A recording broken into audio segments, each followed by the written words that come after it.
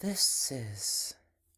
Twilight's mouth hung open as she levitated the silver cylinder of grimacing unicorn faces in the middle of the library. This is absolutely incredible! She looked inside. Where did you find this? It was Sweetie Belle and her charming friends who travailed upon it, I'm afraid, Rarity remarked from where she sat at a reading seat. The windows of the library rattled from a rising commotion in the village outside. I didn't think there was anything significant to it, besides a most charming luster, of course. She chuckled briefly, then sighed. Ahem. I do believe you see the obvious connection. She pointed at the silver totem, then at the zeros floating over each of their heads. Right, Twilight breathlessly nodded. I've been working all morning trying to come up with an answer to the mysterious flash of light that erupted all over town hours ago. She gingerly levitated the object over to a wooden table in the center of the room and placed it down. First there were the numbers, but now this. Could it be the cause of all the chaos that has befallen Ponyville? Rarity asked, craning her neck to gaze upon the shiny object some more. When Applebloom finally finished bawling her eyes out, the poor dear, her testimony matched that of the others. She is always the most honest of the darling little trio, as we could all guess. I'm definitely sensing a connection, Twilight remarked, squinting at the totem as her horn glowed with pulsating resonance. I feel a complex web of ley lines emanating at countless angles from this artifact. There's no doubt in my mind that it's responsible for the spell that's causing us to see the numbers. An ancient lie meter! Ha! Rarity flipped her blue bangs and smiled. Who could imagine such a thing? Twilight gazed thinly at her. Rarity, there's nothing to confirm that. But what else could it be, darling? Rarity grinned. You should have seen the three sprites as I stood on my doorstep, making one outrageous fabrication after another. Oh, the air positively rang with the sound of otherworldly bells as the numbers jumped. Only careful research will have an answer to all this. Speaking of which, Twilight spun and frowned across the room. Spike! I'm coming already, jeez! Spike stumbled down a series of steps, struggling to balance a thick, dusty tome in his arms. It's hard enough as it is to concentrate with all the ponies in town getting ready to riot outside. Ooh, spiky wikey, Rarity cooed. They most certainly aren't rising. She paused, then blanched after a few seconds. Are they? Anywho, I think I found something. Ye old equestrian curiosities. Spike raised the book up with a victorious smirk. Check it out. Twilight levitated the tome from his grasp. As the windows rattled nearby, she scanned the age-worn, brown pages. Her eyes darted from the words to the illustrations of a slender object before jumping off the pages to scrutinize the silver totem once more. This looks to be the right description, Twilight thought aloud. A silver rod of glowing might that exposes ponies to honesty's sight. Good heavens! Rarity did a double take. Does this infernal thing have a name? It says here that 200 years before the end of the Paleo-Pony period, a civilization known as the Trudian Empire existed in the center of modern-day Equestria. Twilight's lavender hoof slid across the page in question as she continued. It was a utopian society built upon the principles of trust, pacifism, and communal autocracy. Apparently, the Trudian equines were so intent on living in cooperation with one another that they sought to achieve a oneness of mind. To that end, they built the 4 wands of binding. So, which wand is this? Spike asked, making an ugly face to match the unicorn effigies that comprised the totem. The wand of worst sculptor ever? Silver embossing, unicorn faces, glowing with pale luminescence. Twilight's eyes wandered up from the tome. This is most definitely the Wand of Wailing. Apparently its purpose in the Trudian Empire was to reinforce a truthful community by exposing ponies to a quantifiable measurement of their own dishonesty. So then, Rarity smiled and fluffed her mane some more. A lie meter. Twilight rolled her eyes. Rarity, don't you get how serious this is? She leaned forward with a worried expression. We're dealing with magic that is older than neo-equestrian sorcery. I don't even have a spell in my entire library that can counter this sort of thing. She turned back to the book and pointed at another sheet. Also, it says here that once the spell's gone into effect, the immediate area surrounding the magical emanation shall remain continuously bound to the wand until the totem's power is nullified.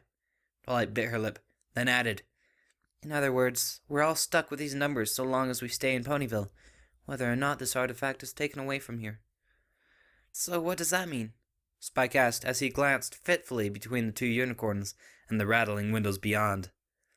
The entire town is stuck forever with these numbers floating over our heads? Surely there must be a way to undo this object's... Rarity shivered. Most garnished blight. On my own, unlikely. Twilight gazed out the window, murmuring in thought. But Princess Celestia... She brightened, her fuzzy ears twitching. Of course! She's an alicorn, and alicorn magic is the oldest and most powerful magic there is. Surely she could undo a binding spell brought upon us by a Trudian artifact. So send her the letter then, Rarity insisted. Or send her the totem itself. Twilight's ears drooped. That's just it. This Trudian magic is terribly old and unpredictable. I don't want to teleport it across the landscape and risk destroying it, or something worse. Who's to know if the spell would become irreversible once the artifact is broken? We could have it flown to Celestia, Rarity insisted. Miss Hooves is always begging for side jobs these days. Spike cleared his throat. Rarity rolled his eyes, sighed, then said, Oh, very well then. Have Rainbow Dash do it. The mayor could use the extra bits. I'd thank you for such great ideas, Rarity, but this object has already proven to be dangerous and magically volatile. She bit her lip as she gazed at the shimmering totem. I don't want to risk affecting any other pony communities between here and Baltimore. Rarity made a confused face. Baltimore? What has Baltimore to do with any of this? Twilight gave her a tired smile. Fate would have it that Princess Celestia is far away in Baltimore as we speak. She's paying an impromptu visit to exchange the city's most recent damage from a nasty hailstorm. Even if we send a letter to her and she received it right away, Celestia wouldn't be able to get here in a few days unless there was an emergency. Like this isn't one? Spike stammered. Oh, Spike! Rarity stroked his green scales and patted his shoulder with a wink. You underestimate the integrity of the ponies in this town. Spike gulped, still nervous from the commotion outside. Really? Look no further than your own mentor. Rarity gestured at Twilight. Why, if she's at such a low count, surely even more of our friends are remaining just as dedicated to truth and sincerity. Twilight glanced at her reflection in a picture frame. Sure enough, a glittering 0 hovered above her head. A humble blush washed across her cheeks as she snuck a glance back at her friend. Well, I've always valued pure honesty when dealing with the world. She fidgeted slightly. It's a virtue that Princess Celestia had taught me at an early age to respect. The way I see it, if you're completely honest with your friends, then you have the chance to solve problems as soon as they show up, because at least you know that you're capably handling your end of the situation. Besides, it's a nice thing to be honest. Don't you agree? Oh, absolutely! Rarity rolled her eyes and chuckled elegantly. I am always honest with the ponies I love. Twilight blinked. Rarity? Yes, darling? Rarity stared at her, then blinked. She glanced down at Spike. Spike was wincing and pointing at Rarity's skull. The fashionista lifted a compact mirror from the table and looked at the glaring one above her head. Her pale features blushed slightly. What I meant, Twilight, was that being honest has always served me in the past. Twilight's gaze melted into a thin glare. Uh-huh. Oh, Rarity began to sweat as the mirror trembled in her magic grasp. I mean it! I at least endeavored to be more honest than Sweetie Belle. She grimaced. I'm her one single role model, and she looks up to me more than any pony. Oh, for the love of... Rarity stumbled out of her seat, almost tripping over her elegant self. If you'll excuse me, I'm needed at the boutique, seeing as I have several half-finished dresses that need my immediate attention. No! I am most certainly not thinking about taking a long, steaming, hot lavender bath to calm my nerves. Ugh! With a regal hiss, she bolted out of the room like a pale comet. The library hung in silence after her exit. Spike blinked, then said, I love it when she gets angry. A pause. He glanced up at the 0 lingering over his head, then pumped his fist. Yeah! Ha! Not such a baby dragon anymore, am I right? He turned towards Twilight with a grin. Twilight was gazing at her reflection again. Her bored eyes hung sadly on the shimmering, silver ellipse above her skull. Twilight? She snapped out of it, glancing his way. Yes, Spike? So, He stirred where he stood. Should I send that letter to the princess now? You know, asking her to help cleanse Ponyville of this curse? Twilight glanced between him and the glowing Trudian artifact. I almost wish we didn't have to. His scaly brow furrowed. Twilight? Yes, prepare a letter, Spike. Twilight paced around the shimmering totem. I'm heading outside to give the town an update. I wouldn't go out there if I were you. Oh, please, Spike. She smiled over her shoulder at him with one hoof on the front door handle. You underestimate Ponyvillians. It's not like an ancient lie counter is going to tear this village down from its foundation. This is an absolute catastrophe! Dr. Hooves shouted, with a 5 over his head. I can't even run my business without ponies glaring at me, Roseluck snarled, bearing a 9. Not to mention that these glowing numbers are scaring off our livestock whenever we try to feed them, Carrot Top added, with a shimmering 7. Every merchant pony who walks into this town turns and runs away as soon as these stupid numbers appear above their heads. Ace shook an angry hoof and grumbled. How will I ever get my new tennis racket? Can't you do something about this mayor? The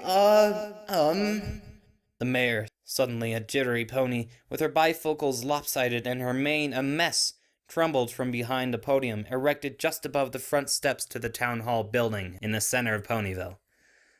I am sending letters out to areas of the affected radius of the spell, contacting the appropriate powers that be. She gulped. I am asking for help from the most powerful magicians in Canterlot to come and lend us their aid. She smiled nervously.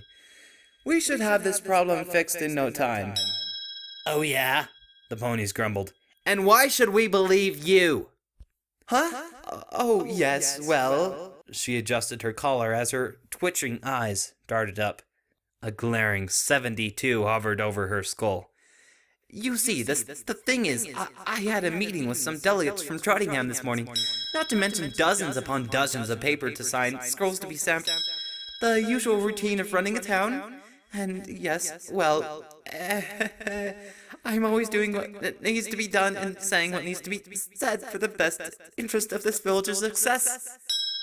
She blinked at the crowd, sweating profusely. How does lowering taxes this year by 0.2% sound? She produced, with a cracked grin. Every pony resumed yelling, spitting and howling in anger. An entire cluster of them crowded the edge of the town hall, just inches away from knocking the podium over. Across the town square, Big Mac and Carmel trotted side by side, lugging wagons full of apples across the village. Sporting relatively low numbers, they glanced at the riotous scene. Hey, Big Mac. Carmel turned and smirked slyly at his huge, red cousin. You notice how all the mares' numbers are nearly twice as high as the stallions'? Big Mac's lips curled around the stalk of hay he was chewing on. Yup. Ponies, ponies, please! The mare shouted, waving her forelimbs. There's no need for all this bedlam. I already told you that I've called out for the most powerful magicians in... But don't we already have Equestria's most powerful unicorn of magic right here in Ponyville? Yeah! The elements of magic! Where is she? See if she can help us. The mare chewed on her hoof. Hello, hey, excuse me. Whoops, pardon me, I'm so sorry. A lavender shape threaded her way through the thick group. With a panting breath, Twilight Sparkle ascended the platform and stood beside the town's leader. Hello, Mayor. So sorry to steal the spotlight. Oh, but please. The frazzled old pony gave a twitching smile and backtrotted, gesturing towards the podium. By all means. The ponies finally cheered, thunderously clapping their hooves against the ground as Twilight stood at the podium. She ran a hoof nervously through her bangs and gave an awkward smile. I'm sorry that I didn't bring any note cards today. I've been busy writing back and forth with Princess Celestia and studying up on this most recent situation, and I didn't want to cut any corners. Just tell us what's going on already! Several ponies murmured in approval of the one crier's shout.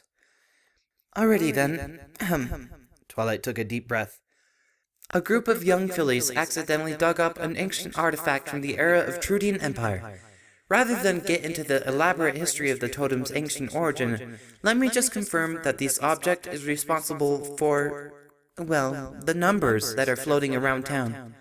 Ever since this totem emitted a magical burst across the landscape, a circular area encompassing Ponyville and the surrounding farmlands has been affected. That's why ponies dwelling within the spell's range and those from outside who've been trotting into town have had numbers appearing over their heads.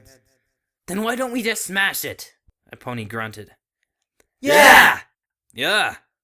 Chanted dozens more in unison. Please, please! Twilight waved her hooves. Hear me out! She bore a concerned expression as she went on. Destroying this artifact won't stop the spell. It might only make things worse. So would transporting it across the kingdom or jostling it in any minor way. The only possible solution to reversing what's happened is if a more powerful counterspell is cast. Now, I'm only an apprentice in equestrian sorcery, and I'm not strong enough to take the numbers away. She smiled hopefully. To that effect, I've had my assistant Spike send a letter to Princess Celestia. She's since written back to me, expressing her deepest concerns over the situation here in Ponyville. However, she's currently busy in Baltimore, helping the ponies there recover from a terrible storm that has damaged and destroyed many of their homes. So, all things considered, she will likely not show up until 2 days from now at the earliest. Every pony groaned and sighed in dissatisfaction. Several glaring eyes swam across the already sullen scene. Twilight flinched back from the unhappy crowd, her ears drooping. She heard a hissing whisper off the side and turned to look. The mayor was gazing at her with wide eyes, gesturing towards the cloud. Please, Miss Sparkle, she hoarsely exclaimed. Say something positive, something that will ease our fears. You can't give them nothing but bad news. Twilight looked at the crowd, at the silver numbers of various quantities hovering over their heads. The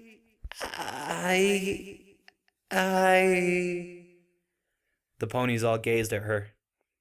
She sighed, leaning limply on the podium. I am so very sorry, my dear ponies, but that's the best news that I can give you. We simply can't do anything to make these numbers disappear until Celestia gets here. We will have to keep the totem in safekeeping and wait for 2 days, maybe even more, before the artifact can be purged of its power. Every pony grumbled and trotted away, kicking at the dirt in frustration. The mare face-oofed, slumping to her haunches with an anguished groan. Twilight smiled eagerly. But it's not the end of the world. Considering the nature of this ancient magic, we're lucky that it has not affected us in any truly adverse way. We've dealt with worse situations when Ponyville was visited by both Nightmare Moon and Discord, and yet we've managed to pull through. What this means is that we're far stronger than we give ourselves credit for. What's more, we're all in this together. So, let's be glad that we can trust each other to be truthful. Her words dripped off as the grim crowd parted like an oily sea. Every pony refused to look at each other. What am I going to do? The mayor whimpered, rolling back and forth as she cradled her head in her hooves. My career, my entire legacy is crumbling to bits. Well, Twilight turned and fidgeted. Just be honest with every pony, Miss Mayor. That's what matters, right? Really, Miss Sparkle? The old pony gave her a dull stare as she got up and trotted towards the front doors of the town hall. Do you think a pony with my power would have gotten to where she is now by being perfectly candid? Twilight opened her mouth to say something. The door to the town hall closed coldly behind the mare, leaving the unicorn alone with her Zero in the abandoned heart of Ponyville.